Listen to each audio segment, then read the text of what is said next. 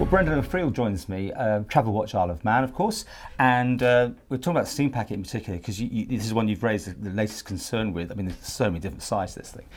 But you're concerned that there's not been enough involvement from the public. Is that the overall view that the headlines were saying anyway? They're absolutely right. The public have really not been involved as anything like as much as we would have liked. The government's gone ahead and taken the decision. We've broadly supported it. We can see advantages in all this, but it would have been nice if there'd been a wider public debate. But wasn't it because they had to move fairly fast? I mean, that's what they were saying anyway. We can understand that, particularly when large sums of money are involved, there's got to be a high degree of confidentiality, and they're tricky decisions. But what we'd like to do now is to move on and say, now how's this new organisation going to work? Because it is a completely new organisation. The Steam Packet's no longer a commercial company, it's publicly owned. The government has got to learn how to manage that, and we're keen that the government stands off and lets the professionals within the company manage it properly, but we're also very keen that the public gets some benefit out of all this, that there are some public advantages. So we've made a number of suggestions about how this might go forward, and what we want is some real debate and discussion about it. We want the public to get a bit involved because, let's face it, the Steam Packet's it's our island lifeline, as we know. Everybody's affected by the Steam Packet one way or another, so we'd like a really good debate. And there's no need to rush to decisions, but over the next couple of years we'd like to see a really sensible way of managing this, not just carrying on as we have in the past.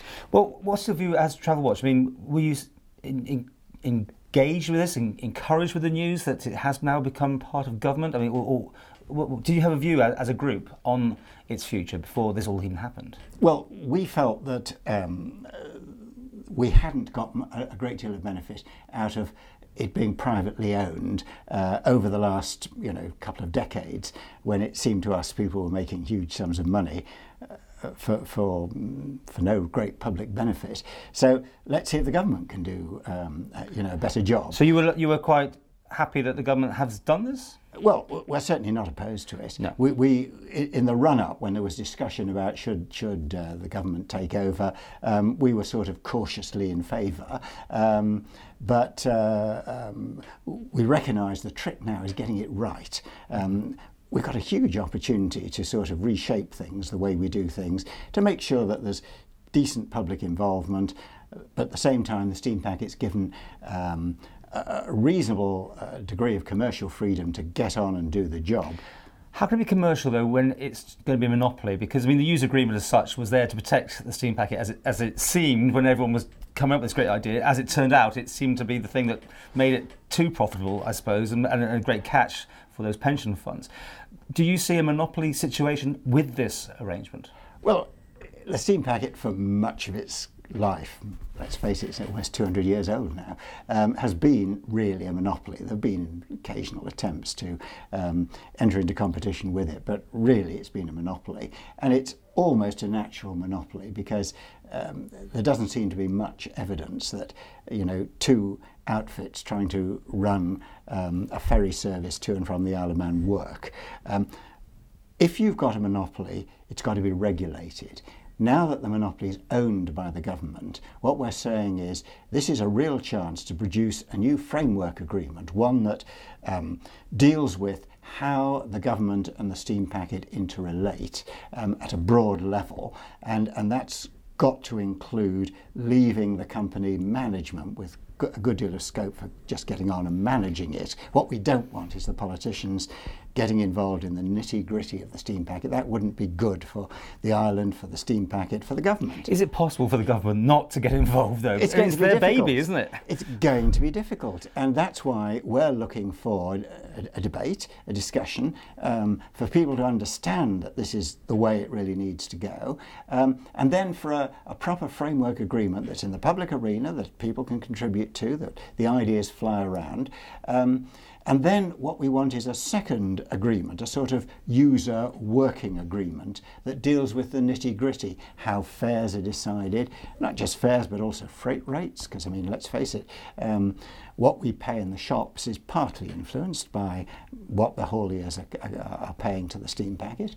And then there's all sorts of what on the face of it may seem fairly minor things like information, complaint systems, all those sorts of things. If we can get those right, it doesn't half make a difference to passengers. Should they run it as a commercial operation, i.e. make a profit, and that profit ploughed wherever it's going to go into new ships or whatever? Or do you see it being subsidised, maybe? I mean, you know, the Guernsey lot have their airline, which seems to continually lose money. I mean, you know, where do you see it yourself? Well, we've been looking at CalMac, the Caledonia McBray operation in Scotland, and that's of course owned by the Scottish Government, but it is heavily subsidised, so it's quite different from the steam packet. If the steam packet can operate on the basis of making a profit without subsidy, all the better. But it needs to be within a framework which is in the public interest, and it's getting that framework right so that the public, is fully involved. Now, to give you an example, CalMac has got a community interest board, which is attended by the users, not just passengers, but also freight interests. The board minutes are published, and everybody can see what's being discussed and how the issues are being dealt with. So there's a degree of transparency that we see with CalMac that we think we could adjust and apply and find out a way of doing it for the island so that everybody would feel, well, we know what's going on, and that's a good thing. Come on, you know, if everyone's given their tuppence worth, everyone's got different opinions, no one will come up with anything. I mean, there needs to be a professional group, right? Oh, yes. Cool. I mean, at the end of the day, there's a way of doing these things, and we would certainly hope that the freight operators and Travelwatch can, together with other people like the Chamber of Commerce perhaps and the representatives of the tourist industry, that we might all have some way of influencing the detail of how the steam packet do the critical things towards freight and towards passengers. Well, would you like to see fares come down? Would you like them to be subsidised in any shape, form or fashion, you know, to allow the locals access to the United Kingdom and those sort of non-playing field events that could come into it once the government owns it?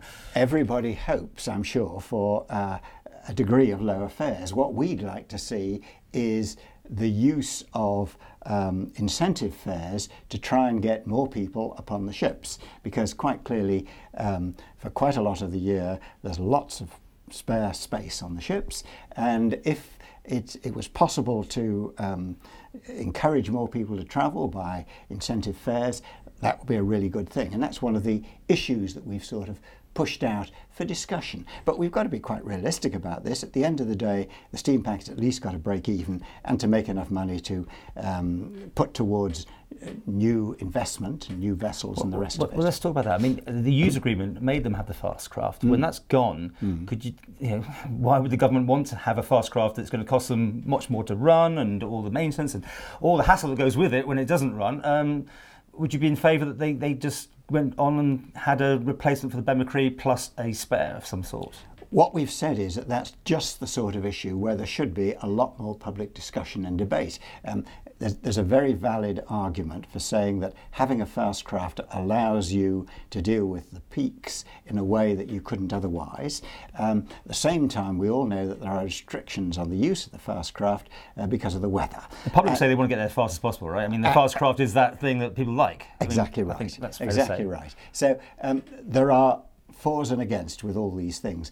There was, of course, originally, when there was discussions going on with the steam packet 2 or 3 years ago, there was a proposal from the steam packet that they built a completely new ferry on the Ben McCree basis, a freight and passenger vessel, and that they replaced the fast craft but retained the Ben McCree as the reserve ship, which would be much more flexible than the Arrow, which is their reserve ship at present. That sounded to us reasonably sensible, but all these things could do with a good airing, a good debate. Let's try and ensure that people understand the issues. Travelwatch is all about trying to empower passengers. We want passengers to understand the issues, because the more they understand them, the better decisions we'll get. You keep your eye right over the Liverpool situation. I mean, that is something that is still where's exactly we're going, and how does that worry you? That sort of conversation that they're not quite sure yet if there's transport to and from or all that. Oh yeah, and the again, for passengers as opposed to freight, for passengers. The minutiae can be very important, and the minutiae in Liverpool is going to be whether or not when you get off the fast craft, having trolled across the Irish Sea at a good rate of knots, you've got there, fine, and then you discover that either you're faced, particularly if the weather's the bad, middle of nowhere, in with quite a walk, or you're having to wait a long time for a bus. Now, we'd like to see a really decent guarantee that there'll be a good bus service linking that terminal with the centre of Liverpool. If we can get that, that'll be a real, achievement, and we'll work for that. Quickly, deep water berth. Does this have implications, because of the future of getting people here in any way? Do you see that as mandatory as part of the overall scheme that you would like to see a deep water berth? Well, our view is that you've got to keep on modernising the harbour facilities, particularly at Douglas, and there are a whole series of things that need to be done, we understand, at Douglas to improve that. Whether the deep water berth and where exactly the deep water berth should be, I think is some way down the track. And again, it's the sort of thing we should be consulting widely about. And of course, we should be listening carefully to what the experts tell us, because, a lot of these things are very technical. Deep water berth opens up the possibility of other crafts wanting to use the port, of course, doesn't it? Well, indeed. But again, you can make arrangements, as we have done in the past, over a thing like a user agreement for the link spans and so forth. And of course, we've got to look at what is the commercial benefit of opening up the port and bringing in the cruise liners? Are we sure that we're getting a really decent return from that? Because there are different opinions about that. Finally, I mean, you are probably the voice of the people, if nothing else, as a group. Are you heavily involved with government on the decision making, or are you brought into the meetings to discuss it, or are you just one of the public, as we all are? Well, we're very much, we try to be one of the public, but where there is specific issues coming up, like there was over the renewal of the user agreement, one of our board members was invited to join the group that was discussing that, and that was fine. And if you get involved in that sort of thing, then you have to rely on a certain degree of confidentiality if there are confidential matters being discussed. But essentially, we are trying to be the voice of the travelling public. We're trying to keep in touch with colleagues who are doing similar things across, particularly in the UK. So you have an ear with government, do you? I mean, that's what I'm trying to get at. We go and see government about issues from time to time, both sea, air, and on island transport. All of these things, Travelwatch try and keep a bit of an eye on.